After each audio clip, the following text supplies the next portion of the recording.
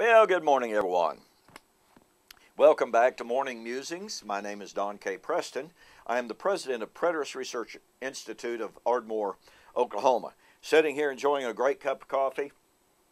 I'm running a little bit late. It's actually daylight outside. Wow. And anyway, it's great to be back with you. Hey, in case you've forgotten, I want you to remember, 1 week from today, as a matter of fact, we have the Preterist Pilgrim weekend for 2012. We have three great speakers coming in. William Bell, Steve Temple be introducing a brand new book, and Rod MacArthur, great speaker. And of course, what I think will be the highlight of the conference is my formal public debate with Joel McDermott of American Vision. That's Gary DeMar's outfit, of course. This promises to be a really, really exciting, a very high-level discussion, and you really need to be here. If you can come, you need to register just as soon as possible. It's only a week away, you know. Pardon me. If you can't come, you can watch it live stream video on your own computer. Go to www.bibleprophecy.com and register. It'll just march you through it. We really appreciate the interest in the live stream. I know that it's very expensive to travel. I know it's very difficult economic times right now. And so this is a way that we've tried to provide so that you can participate in the debate. Well, I've been sharing with you some thoughts from my brand new book, Torah to Telos, The Passing of the Law of Moses. And one of the things that I very, very often hear from people is that, well, Preston, if you say that the law of Moses, didn't pass away until AD 70, then that means two laws existed at the same time. Yeah, that's exactly what that means. But people misunderstand. Sometimes they just simply, well, sometimes I probably don't communicate well enough, but other times accusation is made that's simply not true. For instance, in my formal written debate with Kurt Simmons, he accused me of saying that Jews and Gentiles, Jewish Christians and even Gentiles, were obligated to keep the law of Moses until AD 70. Jerry McDonald, with whom I've been having a written debate, made the same accusation. I have had the same accusation leveled against me over and over again. Now, every time someone says, Preston, you're teaching that Gentiles had to keep the law of Moses until AD 70, or Jewish Christians had to keep the law of Moses until AD 70, my response to that is, show me, show anyone, where I have ever said that, or where I have ever written that. You see, actually, it's a false accusation. Here's what I actually teach. Yes, indeed, two laws were in effect at the same time. Here's what happened. God granted Israel a 40-year period of grace, a times of refreshing. Now, the Greek word that is used in Acts chapter 3, when Peter said that God had granted Israel the times of refreshing, the Greek word's really difficult for me to pronounce for some reason, but anyway, it means a period of respite before judgment. God had the gospel preached to Israel to call Israel out of Torah into the gospel. Now watch this.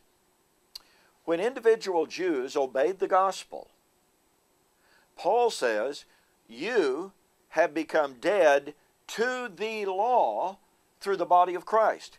You know, in my younger years, I actually appealed to that text and claimed that Paul said that the law itself died. Well, it says no such thing. I was simply wrong. You have become dead to the law through the body of Christ. Now, they entered the body of Christ. They entered the death of Christ through baptism, Romans chapter 6, 3 and following. So, here is Paul saying that Jewish Christians, and by the way, Gentiles were never under the law, so they certainly didn't have to keep it. Here is Paul affirming that Jewish Christians died to the law itself. Torah itself, the objective system, was in the process of vanishing away.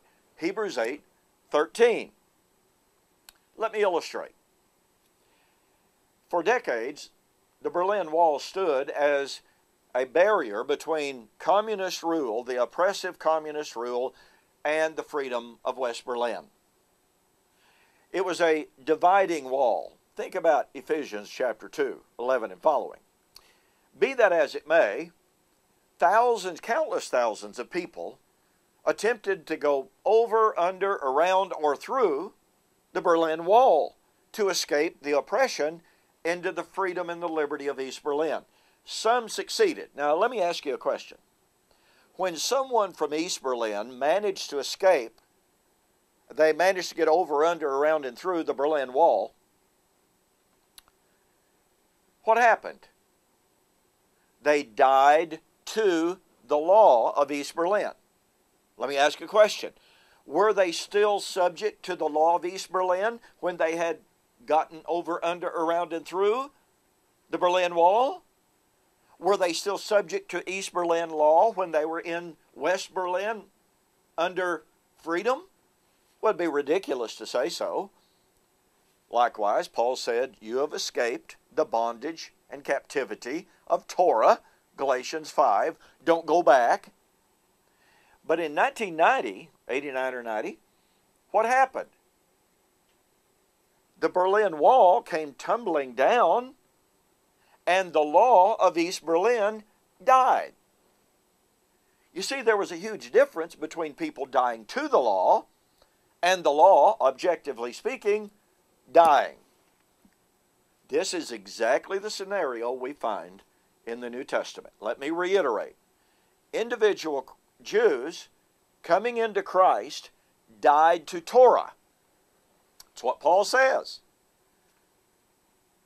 But in 70 AD, Torah, with all of its symbols and ceremonies, fulfilled, finally, Torah itself objectively died. That's what Preston is saying. More importantly, it's what the Bible teaches. Okay? So, I developed that and a whole lot more in this brand new book, Torah to Telos, The Passing of the Law of Moses. This is really, really an important work.